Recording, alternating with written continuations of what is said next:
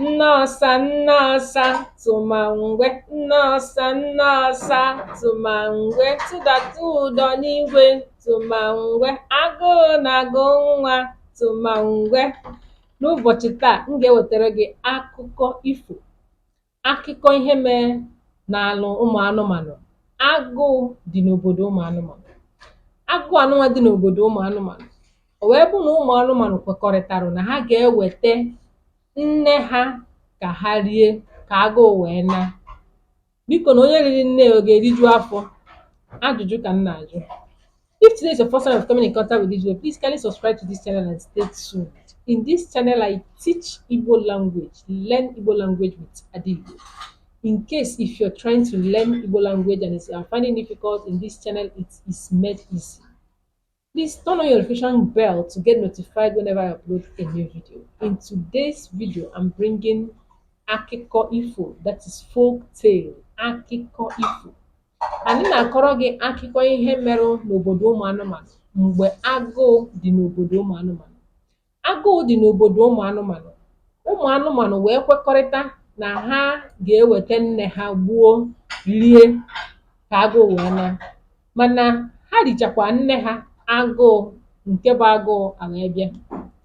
Mana otu onye n'ime ha bụ ọsa ewetara nne ya.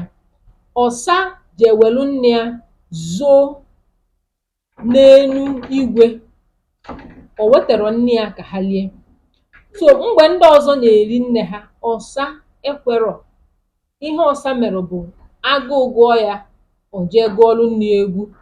Nnosa nnosa tụmangwe, nnosa nnosa tụmangwe, tụdata ụdọ n'igwe tụmangwe, agụụ na-agụ nwa tụmangwe. Nne ya atụdatara ya ụdọ si n'igwe. Ọsa aligo richaa nri. Nne ya atụdatakwa ya. Ihe a na-eme, ụmụ anụmanụ ndị ọzọ niile a erichago nne ha, agụụ aka na-agụ ha. Mana ha nọọ ọsa anya, ọsa na-ama abụba, ọsa ahụ dịchacha ya mma. Ofu n'ime ụmụ anụmanụ a bụ nwa aghịghọ bụ mbe. Mbe nwanịga wee bịakwute ọsa wee sị ya kedu ihe ọ na-eme melụ arụ niile ji ama ya abụba, mana ha nwa na onwe ha agụụ na-agụ ha, mana ha erichagokwa nne ha. O wee kọọlụ ya dịka enyi na orirokwa nne ya, na o ji ewego nne ya n'elu. So na mgbe ọbụla agụụ gụrụ ya, o jee gụọlụ nne ego, tụdatara ya ụdọ, o jee rie na oricha nri, ọ gbadata. Unu afụgo nwa ma ihe.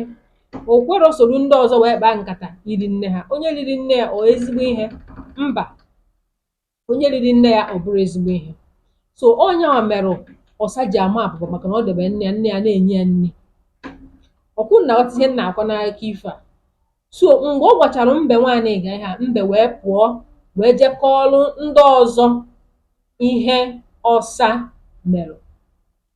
Ụmụ anụmanụ niile wee gbaa ya izu, mee kpaa nkata ka ha jee gbuo nne ọsa, maka na ọ kọọlụ mbe ihe merụ nne ya ji ka dị ndụ na etu o si eje eri nne.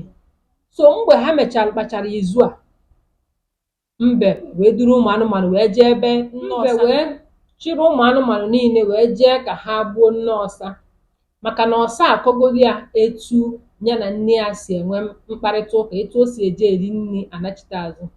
So mgbe mbe ruru ebe ahụ, ọ kpọrọ ụmụ anụmanụ ndị ọzọ jee nọrọ ha nọrọ ebe ahụ agụwa nnosa nnosa tụmangwe, nnosa nnosa tụmangwe, tụdata ụdọ n'igwe tụmangwe, agụụ na-agụ nwa tụmangwe.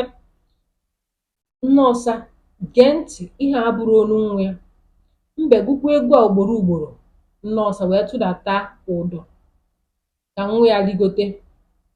Mgbe ọ tụdatara ụdọ ahụ, mbe na ụmụ anụmanụ ndị ọzọ wee na-arị ka ha rigoo n'igwe.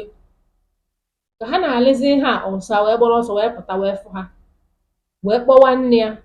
Nnosa nnosa tụmangwe, nnosa nnosa tụmangwe, gbubie ụdọ n'igwe tụmangwe, na ọ bụrụ nwa gị na-abịa tụmangwe. Mgbe nne ọsa nụrụ olu nwa ya, wee gbubie ụdọ a, ụmụ anụmanụ niile a wee daa. gbajichaa aka gbajie ụkwụ, mbe wee daa wee tikọrịka nkoro nkụ ya. Ọ ya mere nkoro mbe ji wee gbaa mkpị maka gịnị? Ọ rịrị enu ije ebe nne ọsa nọ, o wee tipịa. Ọ ya mere mbe ji wee gbaa mkpịrịmkpị na nkoro nkụ ya. Eji m n'aka na akụkọ ifo nke ụbọchị taa dabara. Biko na-esonyere m n'asụsụ Igbo ka anyị na-amụ asụsụ anyị, maka na asụsụ anyị bụ njirimara anyị, asụsụ anyị bụ omenala anyị. Ya mere, binye aka n'iru akwụkwọ a. Subscribe if you have not. Learn Igbo language with Igbo. Ka emesịa.